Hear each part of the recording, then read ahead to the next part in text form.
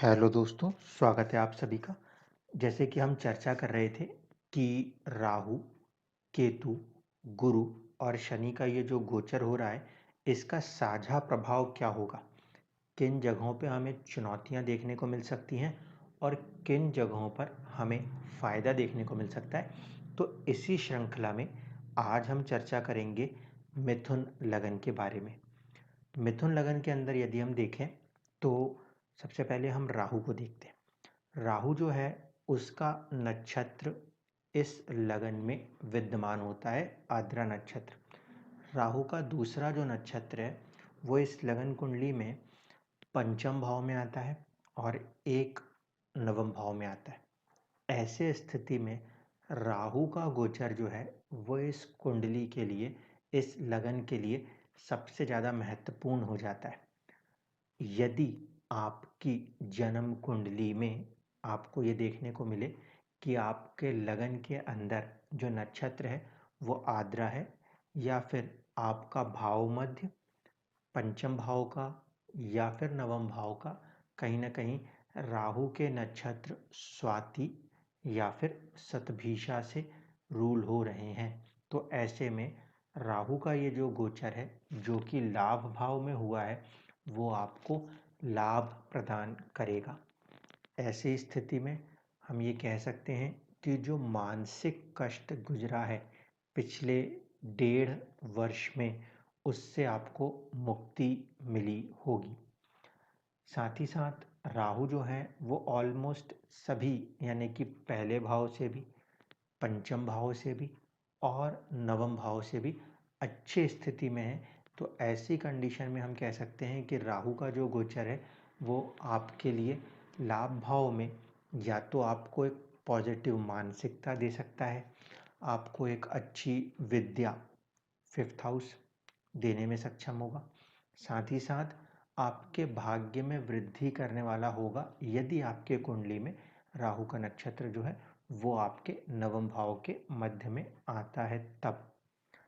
इसके बाद हम देखें कि केतु की मूवमेंट कैसी है। तो केतु इस कुंडली में पंचम भाव में जा रहे हैं और केतु यहाँ पे third house of courage, seventh house of partnership as well as 11th house of gains के अंदर उनके कहीं ना कहीं नक्षत्र आते हैं। ऐसे स्थिति में केतु का जो गोचर है वो आपको थोड़ा सा एक करेज देगा, क्योंकि थर्ड हाउस का नक्षत्र होके वो कहीं ना कहीं पंचम में आ रहा है। तो आप अपने बल पे, खुद के दम पे थोड़ा सा ज़्यादा एक्स्ट्रा एफर्ट करके पढ़ सकते हैं और ज़्यादा बारीकी से चीज़ों को सोच सकते हैं। इसी तरीके से सप्तम का मिड पॉइंट लॉर्ड होके पंचम में आ रहा है, तो वो लोग जो कि विवाह या प्रेम की उम्र में हैं उनके साथ थोड़ा सा प्रेम का तत्व देखने को मिल सकता है।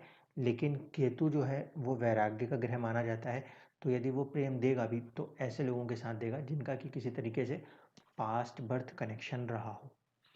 इसके बाद केतु जब पंचम भाव में बैठा है और वो कहीं ना कहीं आपके 11th हाउस लाभ भाव को देखते हैं, तो यहाँ पर आपको अपने बुद्धि से, आपको अपनी एजुकेशन से लाभ होता हुआ दिखाई दे सकता है।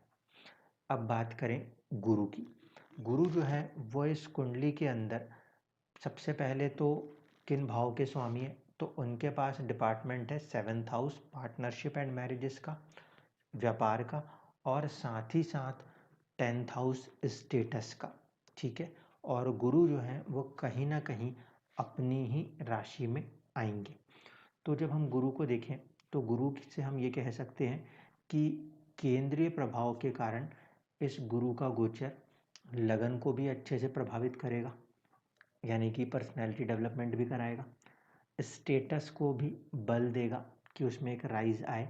हाँ, यहाँ पे डायरेक्शनल स्ट्रेंथ नहीं मिलेगी, इसीलिए आपको थोड़ा सा आगे बढ़ के एक्शंस लेने पड़ेंगे, क्योंकि यहाँ पे ये 10th हाउस है और गुरु जो है उन्हें डायरेक्शनल स्ट्रेंथ फर्स्ट हाउस में मिलती है। गुरु के जो नक्षत्र हैं वो देखिए कहाँ कहाँ पर है। एक नक्षत्र जो आता है गुरु का वो आता है सेकंड हाउस में। यदि आपके कुंडली में आपके सेकंड हाउस का मिड जो आ रहा है वो गुरु के नक्षत्र से आ रहा है, या फिर आपके फिफ्थ हाउस का मिड पॉइंट भाव मध्य वो गुरु के नक्षत्र से आ रहा है।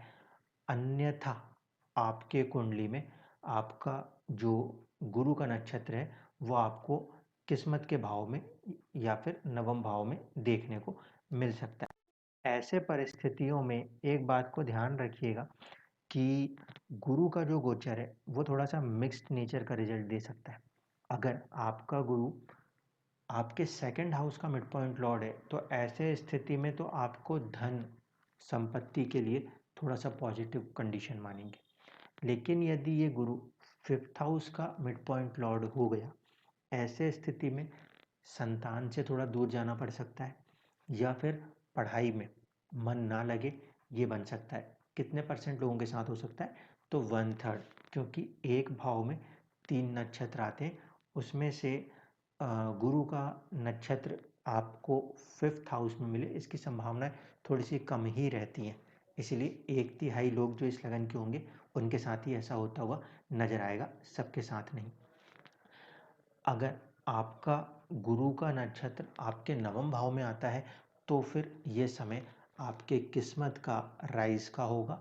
लंबी यात्राएं, विदेश यात्राएं भी हो सकती है। ठीक है। इसके बाद हम बात करें शनि ग्रह गोचर की। शनि जो है वो इस कुंडली में अष्टम और नवम के स्वामी होते हैं और अभी तो वो सिर्फ 3 महीने के लिए आगे आए हैं। जो ओरिजिनल यात्रा होगी शनि की वो 2023 से शुरू होगी, जो 2025 तक चलेगी। इस कुंडली में शनि के नक्षत्र जो हैं वो आपको देखने को मिल सकते हैं सेकंड हाउस के अंदर या फिर सिक्स्थ हाउस के अंदर। ठीक है।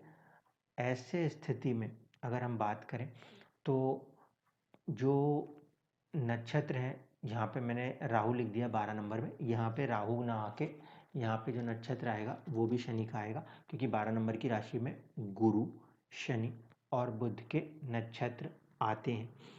ऐसे सिचुएशन में हम देखें तो शनि का जो गोचर है वो आपको सपोर्ट कर सकता है। किस किस कंडीशन में? उस कंडीशन में जिनके लिए ये सिक्स्थ हाउस का नक्षत्र लॉर्ड बन रहे होंगे, वो कहीं ना कहीं किस्मत में जा रहे हैं और शनि का तो नेचर है थोड़ा सा संघर्ष करा के काम को कराना। तो यदि आपकी कुंडली में शनि सिक्स्थ हाउस में अपना नक्षत्र रखते हैं भाव मध्य पर, तो ऐसे स्थिति में आप उसे थोड़ा सा अधिक परिश्रम करवाएंगे, लेकिन आपकी मेहनत आपके कॉम्पिटिटिव एग्जाम्स को क्लियर कराने में आपको हेल्प जरूर करेंगे। यदि शनि का नक्षत्र आपके कुंडली में आपको लगता है कि सेकंड हाउस से आ रहा है, तो यहाँ से इसका नक्षत्र स्वामी जो है ना वो, क्योंकि 8वें बैठ रहा है, 8वें बैठ रहा है तो इस बात की तो श्योरिटी है कि आपको संपत्ति मिल सकती है, सेकंड हाउस वेल्थ मिल सकती है। लेकिन जो वेल्थ मिलेगी, क्योंकि शनि अष्टम में होगा उस भाव से, तो थोड़ा सा देरी के साथ मिलेगी। ठीक है, इस बात को ध्यान रखिएगा कि वहाँ पे शनि के रिजल्ट्स मिलेंगे लेकिन लेट से मिलेंगे। इसी तरीके से यदि शनि आपके कुंडली में आपके 10th हाउस में अपने नक्षत्र को रखते हैं तो उस परिस्थिति में कुछ हद तक प्रोफेशनल लाइफ के अंदर भी चुनौतियां देखने को मिलेंगी। जिम्मेदारियां बढ़ सकती हैं और जिम्मेदारियां बढ़ने के बाद कुछ चुनौतियां आ सकती हैं, या फिर आपको अपने काम के सिलसिले में लंबी लंबी यात्राएं करनी पड़े, ऐसा आपको देखने को मिल सकता है। शनि के ये जो प्रभाव है कुछ लोगों के ऊपर ये अभी 3 महीने में होंगे जिनके कि 9th हाउस में डिग्री शुरुआत की होंगी। अन्यथा आपको शनि के जो प्रभाव है ये जनवरी 2023 से लेकर तकरीबन तकरीबन 2025 तक देखने को मिलेंगे। तो इस तरीके से ओवरऑल ये पिक्चर इन ग्रहों के गोचर से रहने वाली है। दृष्टि संबंध में यदि हम बात करें तो हम यहाँ देखते हैं कि शनि और राहु की साझा दृष्टि तृतीय भाव के ऊपर। यदि आपके छोटे भाई बहन हैं तो उनसे थोड़ा दूर हटने का काम बन सकता है। साथ ही साथ अगर हम ध्यान से देखेंगे तो इस समय गुरु जो हैं उनकी दृष्टि कहीं ना कहीं आपके सेकंड हाउस के ऊपर है, जो कि ब्लेसिंग के तौर पे माना जाएगा। किस लिए? संचित धन के लिए। तो आप जो मेहनत करोगे उससे संचित धन बनाने के लिए एक अच्छा समय कहा जा सकता है।